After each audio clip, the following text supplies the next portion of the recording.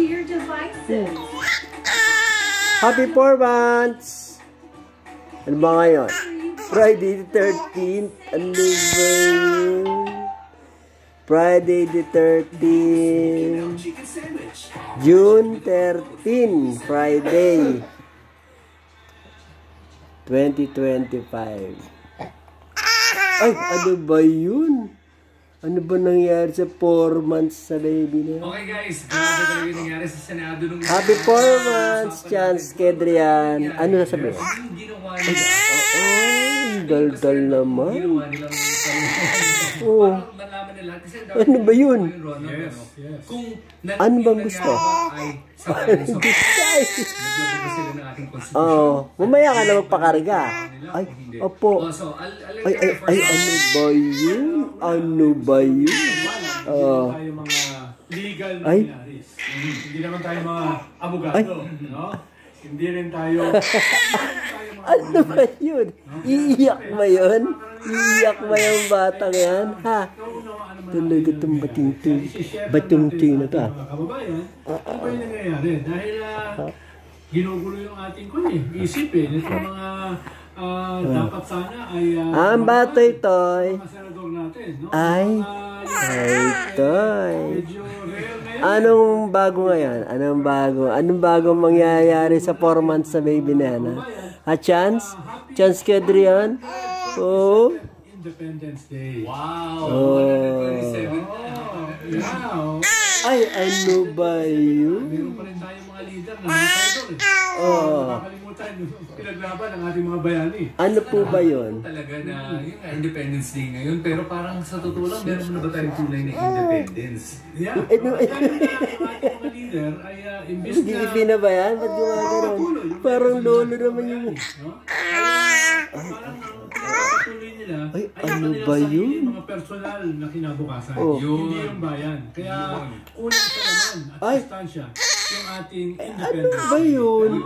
Pero namang mga ano kaya yun? Ngayon na hindi mga senador, hindi mga kongresista. Anong gagawin? Anong gagawin? Scale up in terms of... Ano bang gagawin na batang yan? No? Yes. At mahalaga yan dahil yung susunod na eleksyon. Ano yung tiyan yan? Ano yung maputing tiyan yan? Talaga. Kulang nga talaga, ano? O sige, so pag-usapan na natin ito nangyari sa Senate. So unang-una kasi ang karamihan sa atin, hindi naiintindihan kung natuloy ba yung impeachment trial o hindi. Hindi na nga.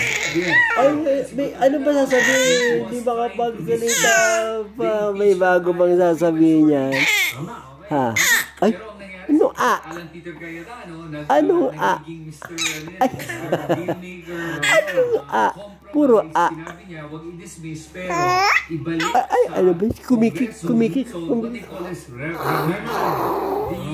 articles of impeachment back to Congress para daw i-certify ng ating Kongreso na wala daw infirmities o walang violations yung pagka-submit nung articles of impeachment. I move to amend the motion of Senator De La Rosa to read as follows.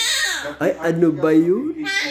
Ay, ano ba yun? Without dismissing, and that should be nor terminating the case until such time that one, the House of Representatives certified to the non-violation of Article 11, Section 3, Paragraph 5 of the Constitution, which provides that no impeachment proceeding shall be initiated against the state June 13, period of 1 year, 2025, Friday. Friday the 13th. Ay, Diyos ko. Impeachment complaints. And number 2, that the House of Representatives of the 20th Congress communicate to the Senate that it is willing and ready to pursue the impeachment complaint against the Vice President. No, so, do you want to tackle number 1 muna? Yeah. Dalawin na natin to. Yeah. Pwede nga paisa-isa muna para mas madaling ipaliwanag, no? Gusto ko lang balikan na nagsimula itong controversy na ito doon sa fourth wheel. No?